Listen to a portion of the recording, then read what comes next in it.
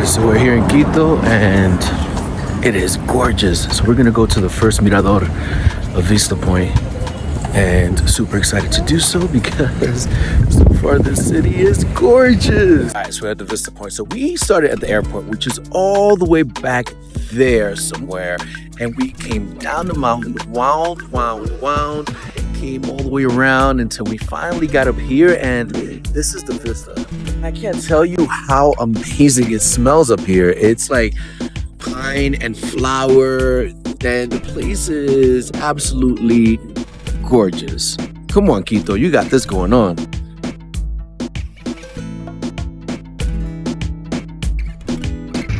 Las 6 gente que he conocido me lo dan el tío. Now, it's really important to know that the first 6 people that I met all warned me about just how dangerous Quito was and to be careful. It just became a running theme. Particularly, we have to be careful with people on bikes because those are the ones that are committing crime, so they'll take whatever they want from you and then they'll leave. And yes, I do still have my cell phone on, but I'm in a plaza right now, so yeah, besides, not trying to travel around and be shook either. The capital of Ecuador, Quito, sits high in the Andes Mountains at about 9,350 feet, 2,850 meters, above sea level, making it one of the highest capital cities in the world. The greater Quito metropolitan area has around 2.8 million residents, making it Ecuador's second largest city after Guayaquil. Ecuador uses the United States dollar, which replaced the former sucre in the year 2000. The city is known for its remarkably preserved colonial center, designated a UNESCO World Heritage Site in 1978. Quito's population reflects a rich mix of cultures, including mestizos, indigenous, Afro-Ecuadorian, and European. Straddling the equator, the city offers dramatic mountain views, vibrant markets, and a cultural identity shaped by its prolific ancient Andean traditions, Spanish colonial presence, and rich African influences. It's frustrating. It's plain daylight, and there's a route to go straight up and climb. I don't know how many thousands of steps there are to go and see the Virgin, and just asking for direction, and the security guard is like, oh, you can't go up there, it's dangerous. And I was like, oh, because you have to hike and maybe steps are broken. He's like, no, delinquency, it's dangerous. So it's becoming a thing, and damn it, it sucks because she's like right there. It sucks not being able to go to tourist attractions and not be faced with danger. And I still want to go anyway, but I got like 3 cameras on me. I'm not gonna do that. It just sucks. Alright, whatever. I'm just gonna do the touristy way and make the best of it.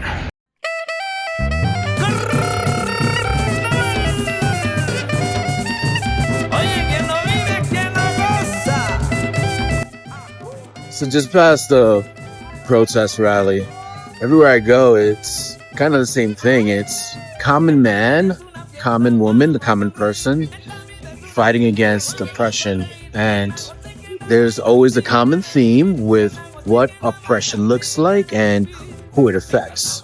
It's still the thing. Saddens me, but it makes me happy to see them fight. So I've been working all week and wanted to make sure that I got all of my work out of the way so I can enjoy the city fully. And then, travesty. So this is me rushing to the liquor store to see if they'll sell me some wine, some tequila, something. Because why? It's Friday. And there's not going to be any clubbing. You're not going to get any kind of nightlife advice from me because I wouldn't know what Quito has in store, because there won't be any, because there's an election on Sunday and everything is closed. I refuse to spend a weekend without being social, so I'm getting some liquor and I'm walking around and god damn it. closed.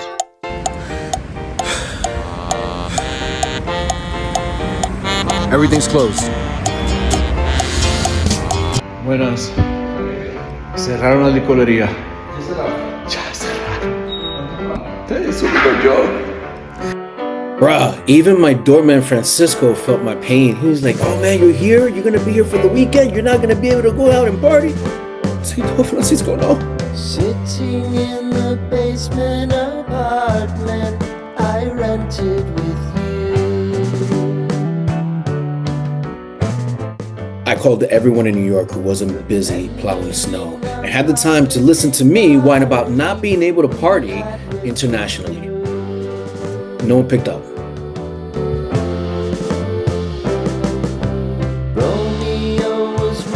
But then one of my peoples came through and made things pop. Oh! So I went online, I called out to my peeps, reinforcement. They told me where to go, connected me with somebody over here. It's Friday night, bitches.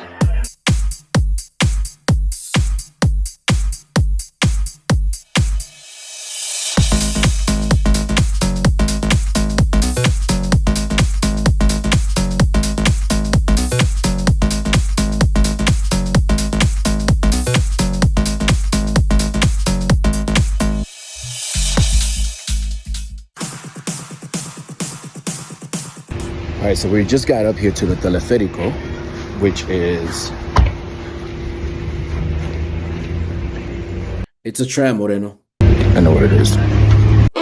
This 12-minute tram ride sharply ascends the slopes of the Pichincha volcano at a steep 45-degree angle, rising 3,770 feet, quickly shrinks the city below you. By the time you reach the summit, you're standing higher than many ski resorts in North America. Yeah, coming up here was a really nice experience. And now it's time for not hot chocolate, but some hot coffee. We get up to the top, super cloudy, and I'm setting up my camera. There's a group of kids. They see me and they're like, "Hey, are you a YouTuber?" And I'm like, "Yeah." And they're like, "Are you famous?" And I'm like, "Yeah." They had dreams of becoming YouTubers, and I wasn't gonna take that away from them. I wasn't gonna tell them that you have to eat rice cakes until you reach 1,000 subscribers, which, by the way, if you like the content so far, please subscribe, like, hit the notification button, and leave me a comment as to where it is that you think I should go anywhere around the world. Doing so will greatly support me and this channel, and will get me to a place where I can eat something other than rice cakes.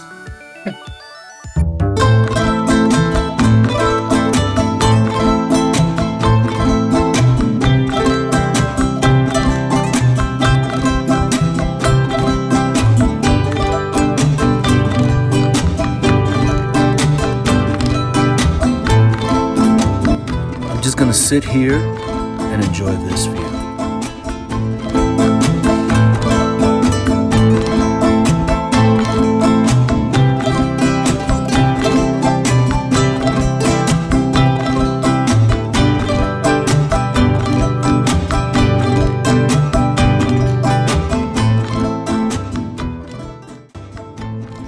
Apparently someone got hurt, so they're going up to rescue him. You guys are going up there because someone got hurt in Death Valley, Death Passage, Paseo de la Muerte. The last thing you want to do is get hurt in a remote place so far up when the next hospital is all the way down there. Hey, when I say that in Quito, the clouds touch the city, no joke. I'm waiting for my Uber, but this straight up looks like the setting to Thriller. Look at this. Yeah, I'm about to break out in choreography right here.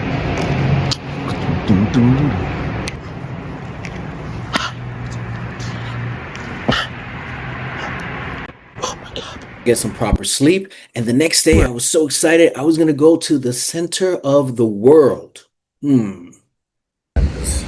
Honestly, it was a tour guide. He just jumped on me and he was like, "Hey, you." And I'm like, "Hell no." And then he sounded like he knew what he was talking about. So I was like, "Hell yeah, let's go for this experience." Our first stop was to Pululahua, the enchanting town that resides in the center of a collapsed volcano where private residents still live in the caldera. All right, so this is the actual equator right here. So it turns out that here in the center of the world, the year actually starts in March. So you have March and so on all the way around. And this is the exact center axis of the equator. How? There are many different anomalies that happen at the equatorial line. Sinks that drain differently on either side, not being able to quite keep your balance while on the line. But this one was really hard for me to wrap my head around as I was experiencing it. No breeze. Breeze. I really wish I had a scarf because on one side of the line, breeze. On the other side, doldrums, nothing. I mean, no cross. I got caught. I'm breaking one of my rules. I'm not supposed to be buying anything while I'm traveling, but these handmade ponchos they're amazing, and they're made right over here. So I don't feel guilty because I know that the money is going to the right place. Yeah. It's gorgeous. See, this is the problem. You start buying things and then you want to buy something for everyone else. Like, look at these little llamas or alpacas. They're llamas and alpacas. They know what they're doing. So that's how it starts. That's how they get you, gotcha. Aquí en medio de este anillo, que es la representación del sol del Valle Equinoccial, en medio de estos dos cerros muere el sol el 21 de marzo, el día del equinoccio de primavera, el primer día del año. That right there between the two mountains, that's where the sun goes to die. So dramatic. I love it. Turns out that the actual center of the earth is on top of this mountain. It's very inconvenient, it's very hard to get up to, and the center itself is not on the mountain because you couldn't fit anything on it. It's completely steep and you can't put much there. You just don't understand how Chris Angel this road was. Okay, so the road was steep and then it was skinny. It was one lane, but then at the same time, it was kind of tilted towards toppling you off the mountain. It's like, yo! So when you go and visit, make sure that you take a compass with you. I use my phone and just get to that spot where it's 0, 0. Patricio, mi huevo está roto. Mi huevo está roto. ¿Lo paré? Vamos, sí puedes, vamos. Tienes que tomarte la foto, ¿eh? You're supposed to be able to easily balance an egg, but it wasn't working for me. Se queda. Miren, ahí está. Mira cómo se para el huevo. Yo! But after successfully playing with my huevos, my dad would be proud, I took a moment to look at my newfound kingdom. All of that Indiana Jonesing got me hungry for some food. What makes Ecuadorian food unique? Ecuadorian food reflects its geography in the Andes. It features a heavy use of plantains, yuca, potato, and corn, expressed through indigenous cooking traditions still alive today.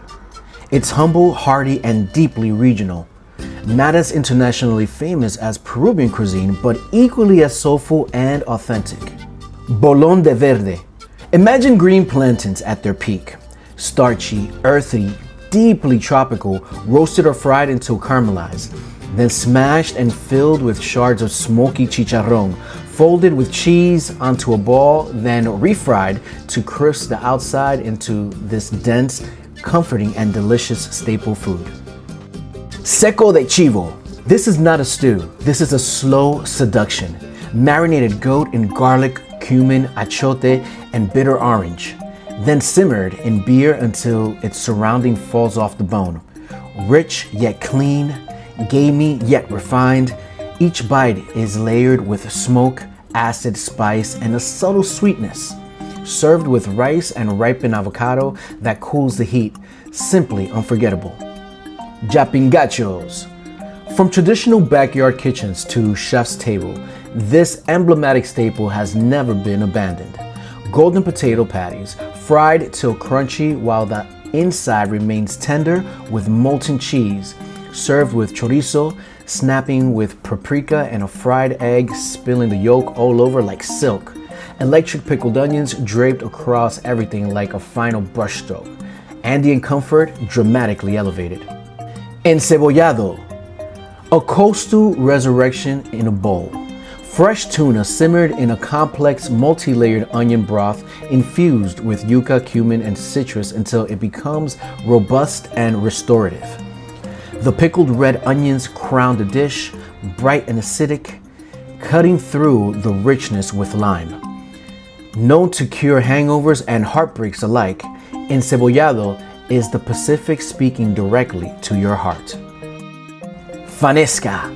Fanesca is creamy ceremony, a slow sacred layering of grains, lentils, fava beans, corn, and peas simmered into a creamy base enriched with milk and bacalao.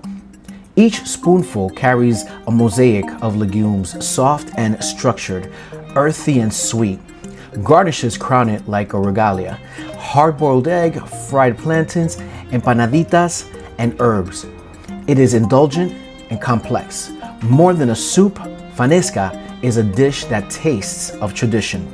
Cuy is roasted whole over open flame until the skin transforms into lacquered crispiness.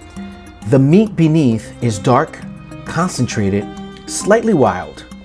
There is no disguise here. It arrives intact, unapologetic, reminding you that food once required reverence. Legendary cuy right here. I thought it was gonna be chopped up into like little pieces so I couldn't be reminded of what it really is. And his teeth are still there, just looking at me. But we're gonna do this. We're gonna eat this cuy and see what it's like. So the skin is really crunchy. It's not like Kentucky Fried Chicken crunchy. It's more like with pork and chicken got together and had a baby, it would be this. Yeah, the meat fibers are different. They're like sheets. Ay, qué rico, mi niño. ¿Y qué tú estás comiendo? Comiendo cuy. ¿No sé lo que es cuy? No, ¿y qué es eso? Ratón. Ay, no, mi niño. Tú ves que tú eres como un poco loco. Yo no puedo contigo. The following day, I decided to go on a local walking tour. I think walking tours are great because they show you the best parts of the city in a minimal amount of time, and you really get a chance to take in the local culture and not be hurried and worried about where it is that you have to go to next.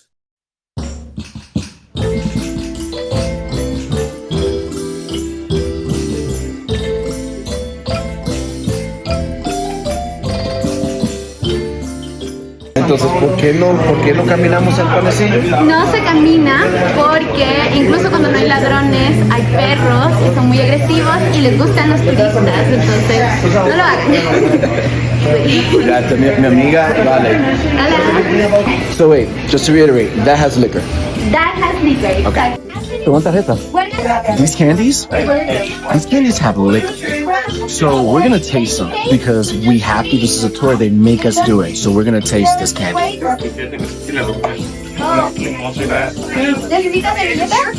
It's a thin candy shell, and it pops open in your mouth right away. Pow, vodka in my mouth. Pow, and candy. I like it. I like it a lot. With such stunning colonial and modern architecture, Quito offers a fantastic view no matter where you are. Historic Center. The Historic Center of Quito is a UNESCO World Heritage Site and the cultural heart of the city, filled with so much colonial architecture, plazas, and churches and museums. Wandering its cobblestone streets feels like stepping back in time. From the enormous Plaza Grande to the ornate La Compañía and Basilica churches, it offers an immersive experience of Ecuador's history and identity. It's packed with atmospheric cafes, artisan shops, and traditional eateries, making it ideal for history lovers and first-time visitors. La Mariscal. La Mariscal is Quito's most lively urban hub, known for its vibrant nightlife, diverse restaurant scene, and energetic social vibe, especially around Plaza Folk, the epicenter of bars, clubs, and cafes. It's a favorite area for backpackers, young travelers, and regional visitors alike, seeking a bustling urban Ecuadorian experience with plentiful lodging and cultural activities. La Floresta. La Floresta has emerged as one of Quito's trendiest, most creative neighborhoods, with a youthful, artsy atmosphere defined by murals, indie cafes, galleries, and local design shops. Its vibrant cultural life and walkable streets make it attractive for artists, expats, and digital nomads, blending local culture with modern urban living in a way that feels authentic and community-driven. La Carolina. Centered around its immense namesake park, this area is the perfect balance of modernity and nature. This thriving, business-oriented heart of Quito is also a favorite spot for its local residents. The park offers a large, serene space featuring a myriad of recreational activities and popular attractions like museums and botanical gardens, while the surrounding neighborhoods offer shopping centers, restaurants, and easy transportation. This is the best of urban convenience and outdoor life. González, Suárez, and Guápulo, one of the most coveted sections of the city. Here, it's all about the view, featuring scenic beauty, ultra-refined dining, and luxury homes perched on the slopes overlooking central Quito, made more dramatic with the cascades of clouds that pour onto the city. Candelazo.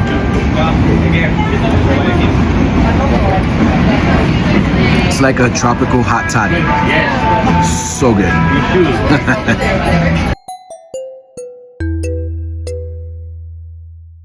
Ecuador's crime wave is largely due to international drug trafficking, leading to violent competition among gangs and cartels. About 84% of homicides are believed to be gang-related, often tied to disputes over trafficking territories, according to Reuters and Breaking Travel News. And Human Rights Watch says Ecuador's national homicide rate was 45 per 100,000 people in 2024. Quito is still safer than other parts of the country, with homicide rates far below the national average. So why are people so concerned?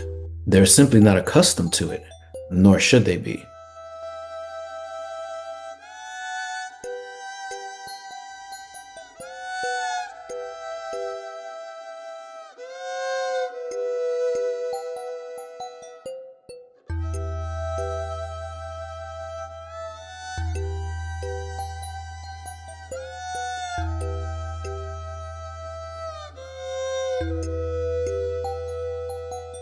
Okay, so I'm finally here, and it feels like a date that I was gonna go on, but kept postponing, and I still wanted to go. I was looking forward to it so much. It took a while to come up here, but I am so happy that I did. She is absolutely beautiful, so much more than a video could show. Looking over the city in the center mound, she's like the mother of the city.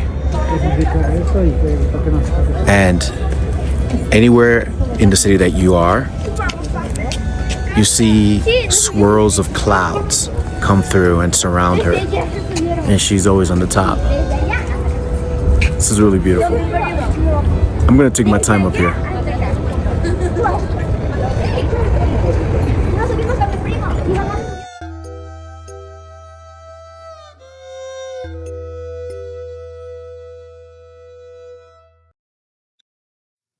I had a really good time here in Quito, Ecuador.